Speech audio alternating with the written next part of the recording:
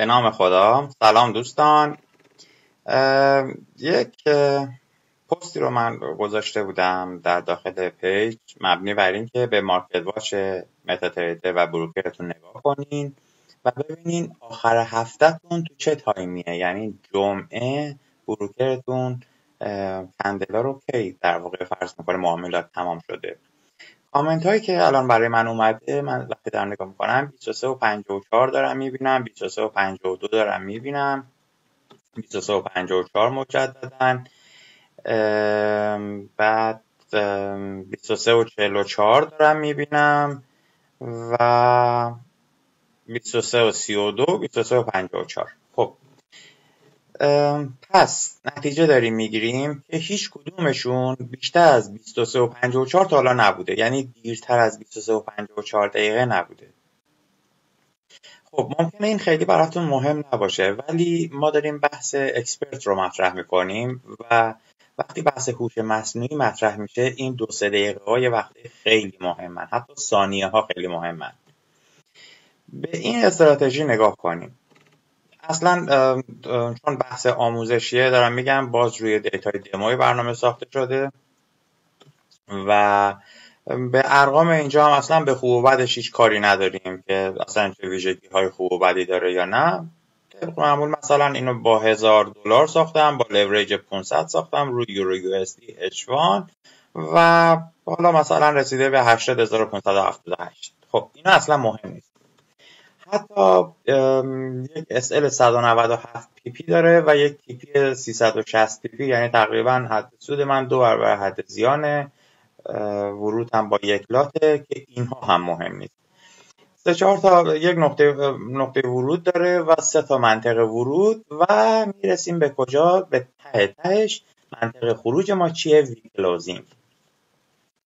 ببینین الان اگر این رو من ذخیره بکنم به عنوان اکسپرت و ببرم بک تست بگیرم، روی هر متاتریدر و هر بروکری ببرم بک تست بگیرم، یک سود یا یک زیانی رو به من میده. خب حتی اگر من این SL و TP رو غیر فعال بکنم، یعنی اینها رو صفرم بکنم، یعنی اصلا نداشته باشه، آخر هفته دقت بفرمایید در روز جمعه ساعت 23 و 59 دقیقه و 59 ثانیه دقیقاً کلوز میکنه معامله رو، یک سود یا یک زیانی رو برای ما در نظر میگیره.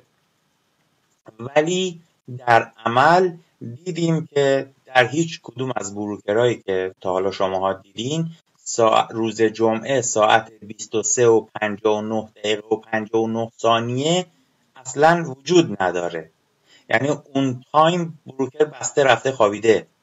خب پس هیچ وقت وی کلوزینگ به این شکل باعث بسته شدن این اکسپرت و این معامله نمیشه و اگر به تی پی و اس ال برخورد نکنه همچین رباتی تا قیامت باز میمونه. یعنی جمعه بسته نمیشه، دوباره دوشنبه صبح دوباره این بازه واسه خودش، دوباره تا جمعه میره. چرا؟ چون این دنبال تایم 23 و 59 دقیقه و 59 ثانیه است که ببنده، ولی 4-5 دقیقه قبل، نیم ساعت قبل بروکر بسته.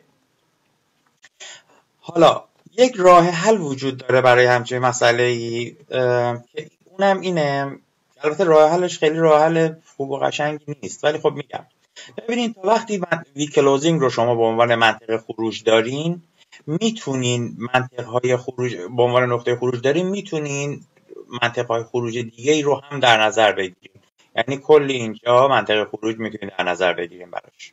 خب هر کدوم بخوایم میتونین انتخاب کنین و بزنین و اضافه بشه.